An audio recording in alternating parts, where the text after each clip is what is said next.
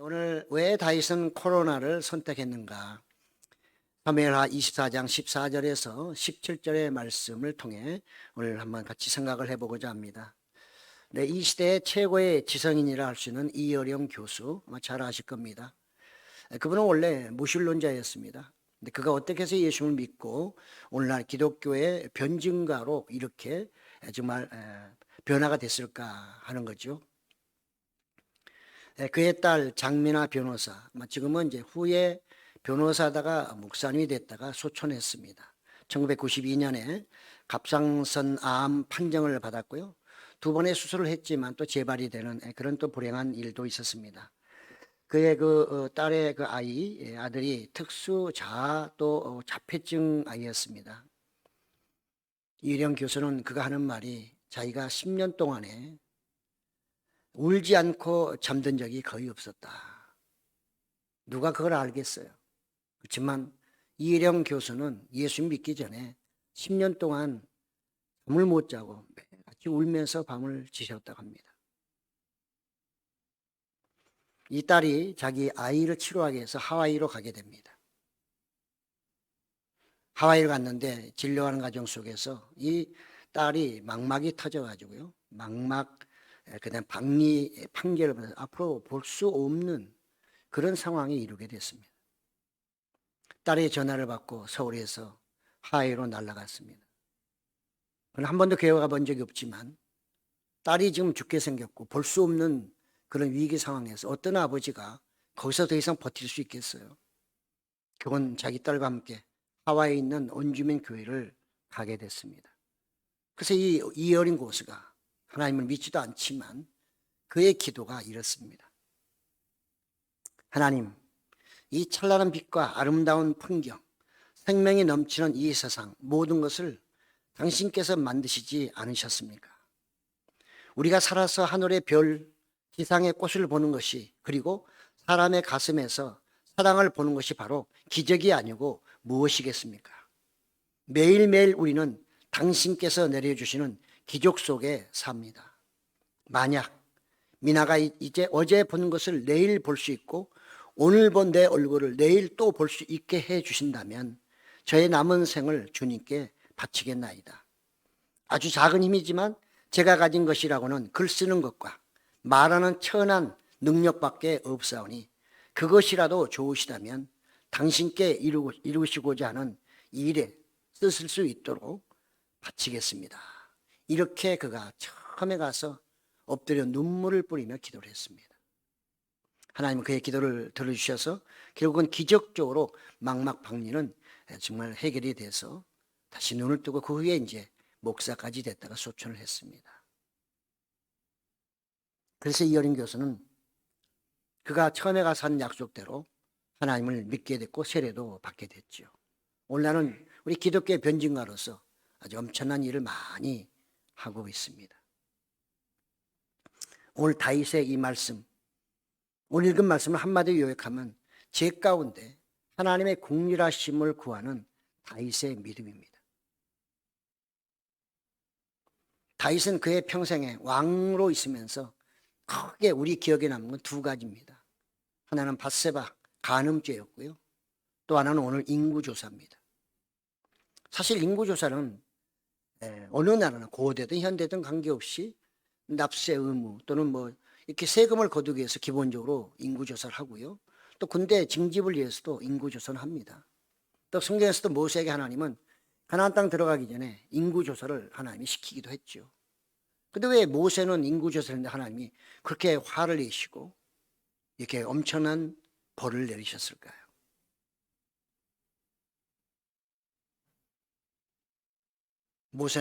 다윗은 너무 전쟁마다 이겼어요. 가끔가다 실패도 있어야 되는데 전쟁마다 이겨놓으니까 자기의 군사력이, 자기의 지식이, 자기의 전술 전략이 대단히 뛰어나고 아마 자기가 전쟁을 잘하는 사람으로 순간적으로 착각을 한 것 같습니다. 그래서 갑자기 그는 자기의 군사가 얼마나 되는지 자랑하고 싶었던 것 같아요. 모든 전쟁은 하나님의 앞장서시고 하나님의 승리케 하심으로 다윗에게 그런 영광을 주었더니 다윗은 순간적으로 그 하나님의 영광을 아주 더럽히는 이런 어리석은 길을 선택하게 된 거죠. 그의 군대 장관 요압, 그의 친척이기도 합니다. 어찌 보면 상당히 사이가 껄끄러운 관계에 이기면서도 서로 간에 또 도울 수밖에 없는 그런 관계였죠. 그 군대 장관 요압에게 가서 인구조사를 하시오, 이렇게 말하니까 요압이 사무엘하 24장 3절에 이렇게 대답합니다. 이 백성이 얼마든지 왕의 하나님 여호와께서 100배나 더하게 하사 내 주 왕의 눈으로 보게 하시기를 원하나이다. 그런데 내 주 왕은 어찌하여 이런 일을 기뻐하시나이까? 왜 인구조사를 해서 왕의 기쁨을 누리고자 합니까? 하나님이 지금 부조가 되면 더 많은 사람들을 주실 것이고 군대를 더 강하게 하실 거고 나가서 모든 전쟁에 더 승리하도록 하셨고 지금까지 해오셨는데 왜 그거를 믿지 못하고 왜 스스로가 자기의 기쁨을 누리기 위해서 인구조사를 하려고 합니까? 이게 요압의 말이겠어요? 이건 성령께서 요압을 통해서 하나님의 말씀을 하고 있는 것입니다. 간만이 하나님의 선지자가 아니라 이 순간에는 요압도 바로 하나님의 선지자와 똑같은 역할을 하고 있는 것이죠. 그렇지만 다윗은 이미 결정했습니다. 그는 이미 충동적으로 이것을 결정했기 때문에 누구도 말릴 수가 없어요. 그는 꿈에도 요압을 통해서 하나님이 자기에게 말씀했다고 생각하지 못했습니다. 오히려 그를 구박하고 또 정말 책망합니다. 왕이 시키면 아직 말이 많아 하면서 빨리 인구조사를 하고 재촉을 합니다. 요압은 어쩔 수 없이 왕의 명령 따라 약 9개월 정도 전국을 다니면서 인구조사를 하게 되죠. 그리고 왕에게 보고합니다. 그 보고가 끝난 다음에 하나님이 몹시 진노하셨어요. 네가 나를 의지하지 않고 네 자신을 드러내기를 원하고 네 자신이 교만하고 거만하여 이제는 나와 관계없는 일을 네 마음대로 하는구나. 다윗은 하나님께 왕의 위임을 받았고 하나님의 명령 없이는 마음대로 할 수 있는 그런 위치에 있는 왕이 아닌 것입니다. 선지자도 하나님의 말씀을 들어야만 가서 전하는 것이지 자기가 갑자기 생각난다고 가서 하나님 말씀이라고 전하면 그것은 거짓 선지자가 되고 마는 것이죠. 다윗은 아마 하나님의 진노를 느꼈던 것 같습니다. 그래서 그가 저녁에 앞에 10절에 보면 그가 하나님께 부르짖습니다. 이 종이 죄를 지었습니다. 나를 용서해 주옵소서. 긍휼히 여겨 주옵소서. 그가 눈물을 흘리며 기도를 하게 되죠. 하나님은 갓을 불러서 다음날 아침에 다윗에게 일찍 보냅니다. 네가 가서 다윗에게 얘기해 줘라. 다윗이 비록 하나님의 마음에 합한 자고 하나님을 기쁘시게 했고 하나님이 좋아하는 왕이긴 하지만 그의 지은 죄에 대해서는 용서를 할 수 있지만 그 죄에 대한 대가는 받아야 된다는 게 하나님의 생각이었습니다. 갓은 하나님의 말씀을 그대로 전하면서 구약에서 특히 하나님이 재앙을 줄 때 세 가지 기본적으로 기근, 하나는 전쟁, 여기서는 다윗이 3개월 동안 도망다닌 게 전쟁이잖아요. 또 하나는 전염병이었습니다. 그래서 코로나와 같은 거죠. 이 세 가지 중에 하나를 택해라. 하나님이 갓에게 이 세 가지를 주고서 다윗에게 한 가지를 선택하라고 했습니다. 우리는 여기서 다윗의 자세를 또 한번 생각해 봐야 됩니다. 역시 다윗은 믿음의 사람입니다. 역시 그는 하나님의 마음에 합한 자, 하나님이 버릴 수 없는 다윗이었습니다. 선지자 갓이 와서 나단이 그랬고 갓이 와서 그가 말할 때 그의 잘못을 지적하며 당신이 하나님께 당신에게 죄를 보면서 이 죄를 셋 중에 하나 택하라고 하는데 이렇게 얘기했을 때 보통 왕 같으면 쉽지 않은 결정이고요. 잘못하면 죽습니다. 이스라엘 역대 왕 중에서 자기의 마음에 안 드는 말을 했다가 죽은 사람 많아요. 갓도 사실은 하나님의 명령 갖고 가긴 하지만 다윗이 어떻게 나올지 모르는 거죠. 그는 왕이기 때문에 순간적으로 마음을 잘못 먹으면 이자를 잡아서 옥에 가두려든가 당장 쳐 죽이려든가 얼마든지 할 수 있습니다. 다윗은 그렇지 않았어요. 그는 자기의 죄를 인정했고 순수하게 하나님의 벌을 받겠다고 얘기를 하고 셋 중에 왕이 하나 택하시죠 할 때 그는 그대로 수긍하는 걸 볼 수 있습니다.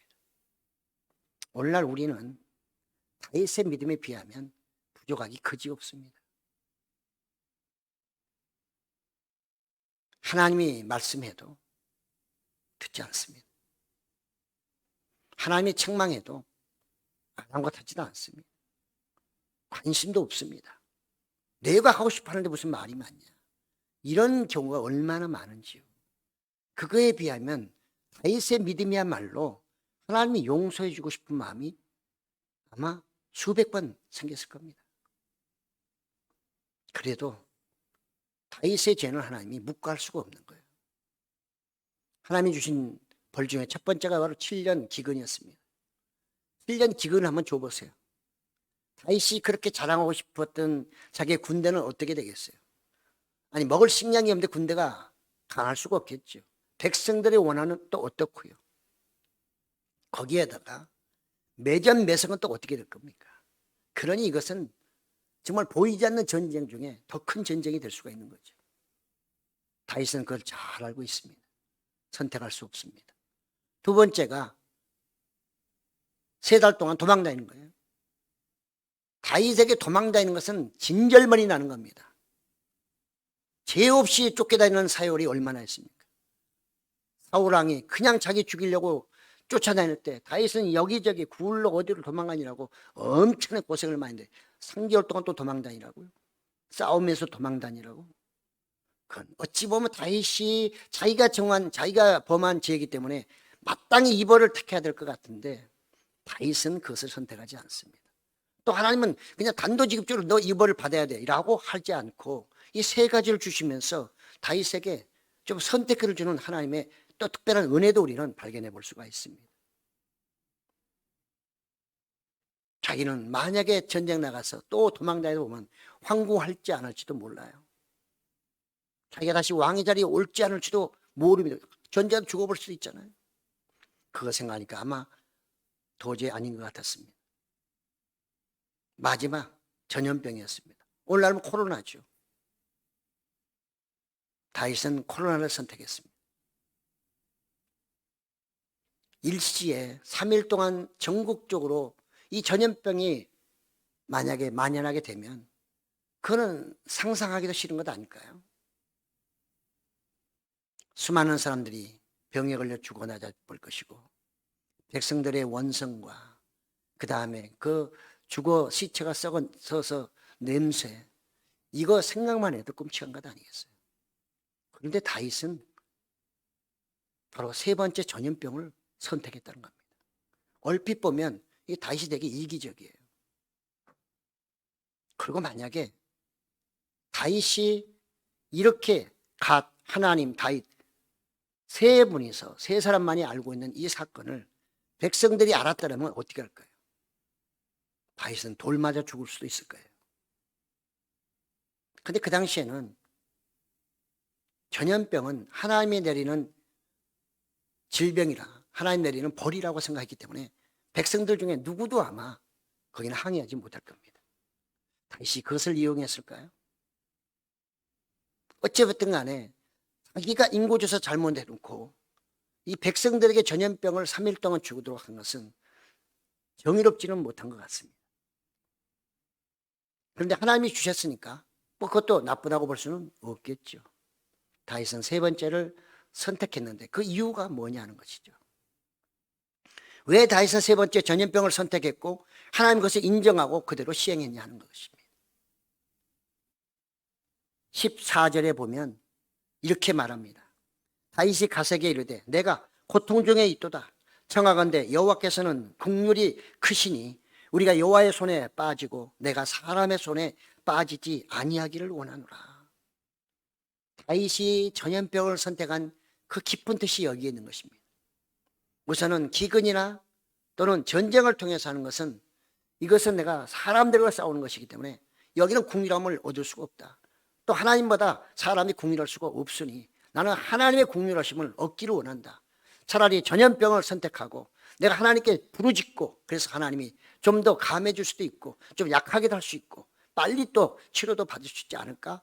그래서 사람의 손에 빠지지 않고 하나님의 손에 빠지기를 원해서 다윗이 바로 이 내가 전염병을 선택하노라 이렇게 말했다는 것입니다. 다윗은 하나님의 긍휼하심을 기대했던 사람입니다. 그가 만난 하나님은 엄청난 죄를 지었을 때도 부르짖고 용서를 구하면 또 그것을 감해 주시고 또 나가서 정말 용서해 주시는 그 하나님을 다윗은 자주 만났기 때문에 이번 이 사건도 큰 죄이긴 하지만 어쨌든 하나님의 긍휼하심을 통해 백성들을 보호하기를 원했던 이 왕의 아주 처절한 결정이다. 그러면서도 믿음의 결정인 것입니다. 다윗도 압니다. 내가 고통 중에 있다. 내가 이 전염병이 왔을 때 그 이후의 사건이 어떻게 될지 내가 충분히 알고 있기 때문에 두려워하고 떨고 있다. 이렇게 말하면서도 그가 이 치명적인 전염병을 선택한 이유를 말하고 있습니다. 하나님은 정말 약속대로 다윗이 아무리 그렇게 긍휼을 원했고 기대했다 할지라도 약속대로 3일 동안 정말 아침부터 단에서 브엘세바까지 온 땅에 전염병이 다 도지게 됐고 무려 7만 명이 죽어버렸습니다. 우리 코로나로 인해서 우리나라 지금 몇 명이나 죽은지 잘 모르겠네요. 2년 반 동안이죠. 3일 만에 7만 명이 죽었으면 그 당시의 인구로 우리가 비교해 본다면 엄청난 숫자입니다. 엄청난 숫자입니다.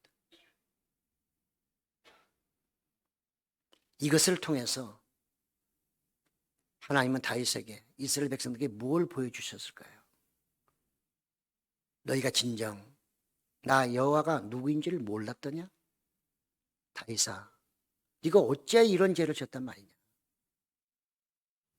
내가 너에게 그렇게 승리하게 해줬고 너를 왕으로 세워줬고 너 이세 아들 8번째 네 아버지도 인정하지 않던 너 꼬마잖아. 목동 너를 키워 왕에까지 올려주고 너에게 그런 영광을 주었더니 나에게 기도 한번 하지 않고 허락도 없이 네 마음대로 인구조사하면서 네가 펌을 잡으려고 했단 말이지. 하나님의 책망이었습니다. 이 전염병 3일의 치명적인 전염병 7만 명의 죽음으로 인해서 다윗과 이스라엘 백성은 또다시 하나님의 어떤 분인지를 알게 된 것이죠. 다윗은 하나님의 종으로서 왕이지만 그는 히브리 공동체를 안정과 번영으로 이끌어 가야 될 책임자입니다. 지도자입니다. 그는 백성들에게 고통을 주는 왕이 되어서는 안 되는 것입니다.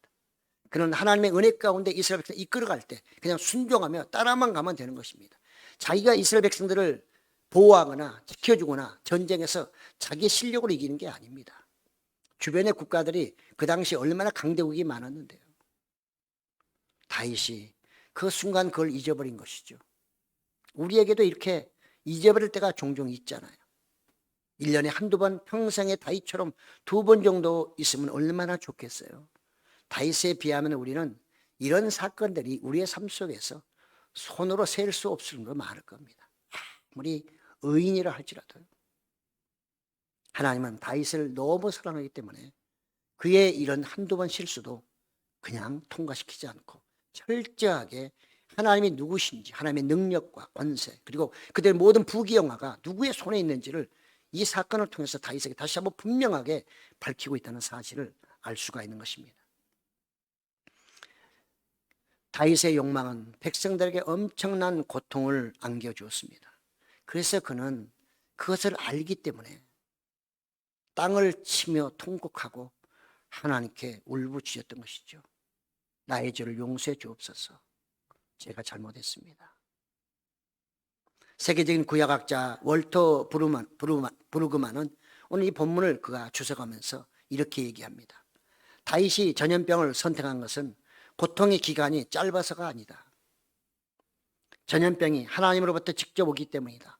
그렇게 말하면서 다윗은 하나님께로부터 직접 오는 전염병 한가운데서도 그분의 자비를 얻을 수 있다고 기대했다.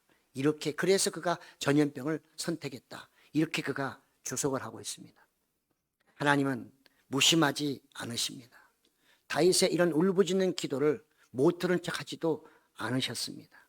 그래서 16절에 보면 천사가 예루살렘을 향하여 그의 손을 들어 멸하려 하더니, 이제는 예루살렘까지 완전히 멸하려고 할 때 하나님께서 뉘우쳤다, 후회하셨다, 이렇게 말씀하고 있습니다.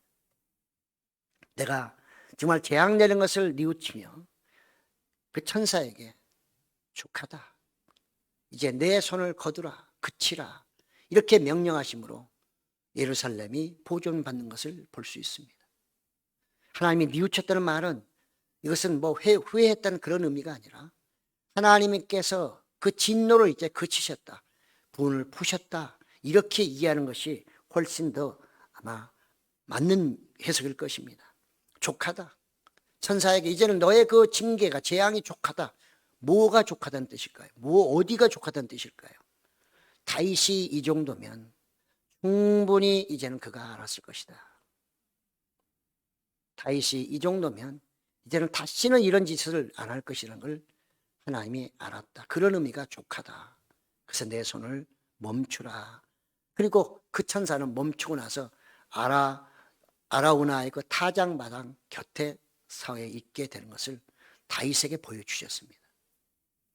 하나님은 다윗이 고난 속에서도 하나님이 지금 천사를 통해 정말 재앙을 주고 있는 것, 그 모든 것을 보여주심으로써 다윗으로 하여금 하나님이 하신 것을 분명하게 알게 해주셨고, 더 이상 그가 이제는 이런 악한 일을 하지 않도록 하나님께서 완전히 인을 쳐버린 것이죠. 그래서 24장 17절에 다윗이 하나님께 그걸 보여주시니까 그가 고백하는 게 그겁니다. 나는 범죄하였고 악을 행하였거니와 이 양무리는 무엇을 행하였나이까? 하나님 아시죠? 그렇습니다. 인구조선은 왕인 제가 제 욕심 때문에, 제가 거만 때문에 제가 했으니 이 백성이 무슨 죄가 있습니까? 이 백성 살려주시고 불쌍히 여기시고 더 이상 죽이지 마시고 더 이상 전염병을 주지 마시고 코로나로 인해서 더 이상 많은 사람을 죽게 하지 마시고 그들을 불쌍히 여기시고 차라리 저를 쳐주십시오. 차라리 저를 죽여주십시오 하는 그의 기도가 있었던 것이죠. 다윗의 믿음입니다. 하나님의 마음에 합한 자의 마지막 모습입니다. 그가 이런 엄청난 징계를 당했음에도 불구하고 그의 입에서는 하나님 왜 이러세요? 제가 그 정도면 충분한 것 아닌가요? 저 왕으로서 얼마나 잘했는데요. 이렇게 반항하지 않았습니다. 야 가사, 네가 뭔데? 그게 하나님의 명령인 것을 나한테 뭘로 네가 입증할 건데? 라고 물어보지도 않았어요. 그런 가사의 말에 그대로 하나님의 말씀으로 받아들였고, 또 그가 받는 모든 죄과는 자기의 잘못이라고 충분히 인정하면서 하나님의 마지막으로 보여주시는 그 장면을 통해 또다시 회개하며 모든 것은 제 탓입니다, 저를 죽여주시고 우리 가정을 다 쳐주십시오, 이런 다윗의 기도를 하나님은 얼마나 기뻐 받으셨을까요? 우리는 이거보다 더 적은, 비교도 할 수 없는 그런 조그마한 어떤 것만 생겨도 하나님께 원망하고 손가락질하고 따지고 하나님 죽었습니까 살았습니까 하면서 대드는 경우가 얼마나 많은가요?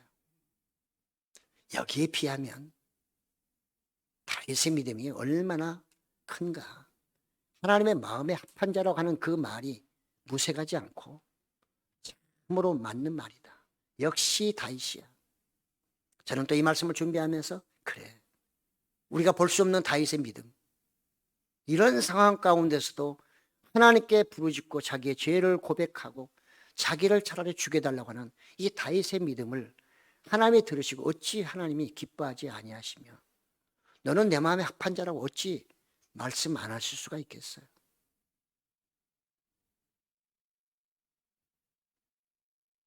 그는 이 갓의 제안을 받습니다. 아라우나 타작마당에 서 있는 그 천사를 그가 보았기 때문에 이제 왕에게 조언하죠. 왕이시여, 그 타작마당에서 제사를 지내는 게 어떻겠습니까? 다윗은 두 마디 하지 않습니다. 가서 하나님께 제단을 쌓고 하나님과 관계를 다시 회복하는 다윗의 이 아름다운 모습. 이게 오늘날 저나 여러분에게도 한국교회도 이것이 빨리 회복되어야 한다는 것이죠. 다윗은 어떤 상황 속에서도 하나님을 끝까지 신뢰한 사람이에요. 처음 신뢰하다가 마음에 안 든다고 중간에 도망쳐버린 사람이 아니고 밧세바 사건에도 마찬가지고 이 인구조사 사건도 마찬가지고 그런 철저하게 하나님을 처음부터 끝까지 신뢰한 사람이었습니다. 물론 죄는 지었지만 그러나 그런 하나님의 마음에 합한 믿음을 갖고 있었고 그렇게 칭찬받을 만한 그런 사람이었다는 사실이죠. 저는 오늘 본문을 통해서 우리에게 정말 적용해야 될 말씀이 무엇일까? 한 세 가지로 다시 한번 정리를 해보고자 합니다. 첫째는 사람의 행복은 하나님과 바른 관계에 있습니다. 하나님의 마음에 든 다윗도 순간적인 사단의 어떤 충동으로 자신을 자랑하려고 하다가 큰 벌을 받습니다. 많은 생명이 희생되었고 나라가 혼란에 빠지기도 했습니다. 하나님이 주신 평안을 잃어버리기도 했습니다. 즐거움보다는 고통이 훨씬 컸습니다. 백성들의 신음소리도 다윗을 몹시 괴롭혔습니다. 하나님과 관계가 이렇게 왕하고 단절되니 그 공동체에 임하는 엄청난 이런 치명적인 것들은 참으로 다윗은 견디기 어려운 사건이었을 것입니다. 그러나 아마 엄청나게 후회했을 것입니다. 내가 왜 그런 일을 했을까? 내가 기도 좀 해보고 했어야 되는데 아마 이렇게 후회하지 않았을까요?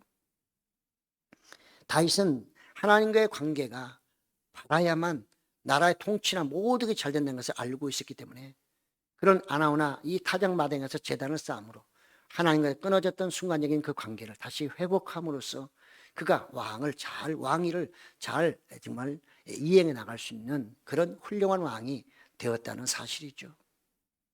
그렇습니다. 하나님의 말씀 따라 살아가는 것이 하나님과 관계를 가장 잘 유지하는 것이고 그것이 바로 행복의 비결이라는 것을 우리는 잊어서는 안 될 것입니다. 두 번째는 하나님은 벌을 통해 돌아오게 하신다는 것입니다. 하나님은 우리를 사랑하시기 때문에 진정으로 사랑하는 자가 죄 가운데 있는 걸 하나님은 원치 않습니다. 범죄할 때 하나님은 우리의 생명과 지위와 권세가 하나님께 있다는 것을 주지시켜 주십니다. 너희가 내가 없어도 그렇게 할 수 있는 것 같으냐? 아니라는 것을 분명히 보여주는 게 바로 벌이라고 하는 것이죠. 그 때문에 벌을 받는 것은 한편으로는 고통스럽지만 또 한편으로는 내가 하나님의 사랑을 받고 있다는 증거이기도 한 것입니다. 우리는 그렇기 때문에 신앙생활하면서 좀 나에게 어려움이 올 때 그걸 가지고 무조건 나쁘게 생각할 필요는 없는 것입니다. 그걸 통해서 나를 다시 한번 돌아볼 수 있는 좋은 기회가 되기도 할 뿐만 아니라 그걸 통해서 하나님께 다시 또 회개하고 돌아갈 수 있는 그런 기회를 하나님이 주신다고 생각해야 하는 것입니다. 다윗은 그랬습니다. 예수님은 정말 우리에게 늘 죄를 짓지 않도록 하셨고요. 죄 짓는 우리를 위해서 이 땅에 오셔서 십자가를 지셨잖아요. 하나님도 우리가 신앙생활 하면서 죄를 짓는 것을 원치 않기 때문에 죄를 중단하도록 하기 위해서 하나님은 벌을 주신다는 것을 우리는 기억해야 됩니다. 하나님 벌 주는 것이 목적이 아니라 그 벌을 통해서 돌아오게 하는 것이 하나님이 벌을 주는 목적이라는 것 꼭 기억해야 되고요. 그런 의미에서 다윗은 죄인이었으나 즉시로 회개함으로 돌아온 의인이라고 볼 수가 있는 것입니다. 죄를 지어도 돌아오지 않는 죄인이 있는가 하면 죄를 지어서 돌아오는 의인이 있다는 사실입니다. 세 번째로 오늘의 세계적 코로나는 교회에게 어떤 메시지를 던지고 있을까요? 지금의 코로나를 다양하게 해석하지만 우리 교회는 다윗과 같은 그런 믿음을 가지고 이 코로나를 대해야 할 것입니다. 하나님의 벌이라고 생각해야 합니다. 예수님은 참새 한 마리도 팔리는 것이 하나님의 허락이 없이는 팔리지 않는다고 말씀하고 있어요. 하물며 전 세계적으로 유사일에 역사일에 이렇게 엄청난 코로나가 있은 적이 없었습니다. 그것도 짧은 시간 동안 2년이 지금 넘어가고 있습니다. 이런 엄청난 사건을 전문가들은 사람이 너를 지나치게 짐승을 많이 잡아먹었어, 균이 어째서 여러 가지 얘기를 많이 합니다. 그들의 말도 틀린 건 아니겠죠. 그러나 우리 신앙인들은 그들의 말을 100% 믿기보다는 하나님이 왜 코로나를 전 세계적으로, 이 코비드를 왜 전 세계적으로 주셨고 지금도 여전히 더 확산 추세에 있는지 깊이 생각해 봐야 하는 것이죠. 다윗에게 주어진 그 벌이 그냥 주어지지 않은 것처럼 오늘날 전 세계적으로 이와 같이 엄청난 코로나의 피해가 온 것은 그냥 온 것이 아닐 것입니다. 그때 우리는 하나님이 우리에게 주셨다고 우리는 생각을 하고 우리의 잘못된 것, 교만하고 거만했던 우리의 옛날의 모습들, 아직도 회개해야 되는데 회개하고 돌아오지 않는 그런 것들은 무엇이 있는지를 우리는 낱낱이 생각하고 기억하며 기도하면서 하나님께 그것을 드러내야 할 것입니다. 다윗처럼 회개해야 할 것입니다. 그래야만 이 코로나는 다시 누그러질 것이고 나아가 우리가 정상적인 삶으로 돌아가게 될 것입니다. 2월 8일자 2022년 2월 8일자 서울신문에 게재된 내용을 제가 잠시 여러분에 소개합니다. 전 세계가 코로나19 대유행을 겪은 지 2년이 넘으면서 전례 없는 규모의 대대적인 방역과 백신 접종을 처음 겪은 과학자들도 그동안 잘못 예측하거나 간과했던 지점들을 솔직히 털어놨다. 유행 초기 마스크 착용 효과를 과소평가했던 과학자가 있는 것 하면 방역 과정에서 사생활 침해에 대한 반발이 예상보다 컸다는 이도 있었다. 또 전면 등교 중단 결정을 후회하는 목소리도 나왔다. 영국 일간지 가디언은 최근 과학자들부터 코로나19 팬데믹을 겪으면서 내렸던 그들의 오판에 대한 일종의 반성문을 모아서 지금 그것을 게재하고 있다는 것입니다. 그 결론이 뭐냐? 전문가들의 한결같은 답은 이거였습니다. 백신이 이렇게 빨리 성공할 줄 몰랐다. 과학자들의 고백입니다. 과학자들이라고 해서 다 아는 것도 아니고요. 그들의 처방이 완전한 것도 아닙니다. 우리는 내일 또 어떻게 될지도 모릅니다. 다음 오미크론 다음에 정말로 약한 것이 올지 강한 것이 올지 누구도 알지 못하는 거죠. 그러면서 우리 모든 것을 과학자에게만 맡기고 믿는 우리마저 그들의 말에 우왕장해서야 되겠습니까? 다윗과 같은 믿음을 우리는 회복해야 됩니다. 한국교회뿐만 아니라 우리 모든 성도님들도 각자 자신을 돌아보고 한국교회는 교회 나름대로 교회 과거를 돌아보면서 무엇이 문제인지, 하나님이 뭘 원치 않았는데 우리는 했던 것인지, 우리는 교만하고 자만하진 않았든지, 잘 먹고 잘 사니까 모든 게 우리의 탓이었고 우리가 열심히 살았기 때문에 여기까지 왔다고 생각하진 않았는지, 하나님이 이렇게 은혜를 베풀어서 이렇게 좋은 나라를 만들어 주셨는데 온 세계를 정말로 하루 이틀이면 다 다닐 수 있는 그런 세계를 만들어 주셨는데 이 모든 것은 사람의 지식이고 과학의 발전이라고만 말하며 하나님의 은혜에 대해서 운운하지 않고 하나님 하면 오히려 천박하게 생각하는 그런 세상, 그렇게 생각했던 사람들, 그 중에 우리도 포함되지는 않았는지 깊이 반성해 봐야 하는 것입니다. 하나님이 허락하지 아니하시고는 이 코로나는 종식되지 않습니다. 3차 맞아도 여전히 감염되잖아요. 이제는 손 쓸 수가 없습니다. 이거는 하나님만이 하실 수 있는 것이지 과학자가 할 수 있는 것도 아니고요, 전문가가 할 수 있는 것도 아닙니다. 전문가들 얘기 한번 들어보세요. 답을 정답 내놓던가요? 그럴 수도 있고 저럴 수도 있고, 그러니까 전부 다 그냥 추정하는 것이지 정확한 답은 없어요. 하나님은 우리에게 답을 딱 주시죠. 다윗에게 주신 것처럼 네가 3일 택하면 내가 3일 동안은 전염병을 통해서 내가 누구인지를 알게 하겠으나 그 약속대로 내가 지키리라. 3일 만에 뚝 끊어지는 전염병.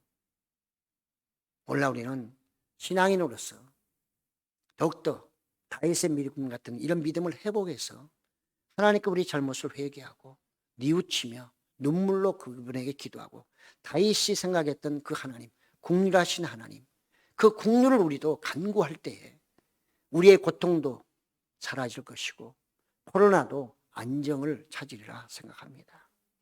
사랑하는 성도 여러분이요, 전능하신 하나님을 우리는 믿어야지 사람을 믿는 그런 사람이 되어서는 안 되는 것이죠. 처음부터 끝까지 어떤 상황 속에서도 하나님만 의지할 때 그분은 성공할 수 있는 것이고요, 하나님만 의지할 때 그분은 하나님의 구원을 받을 수가 있는 것입니다. 다윗이 우리에게 좋은 샘플인 것입니다. 우리는 오늘 다윗이 전염병을 선택했던 그 기쁜 뜻을 생각하며 이제는 좀 더 회개함으로 인해서 이 모든 것이 빨리 종식되는 그날이 오기를 간절히 소망해 봅니다. 기도하시겠습니다. 주님,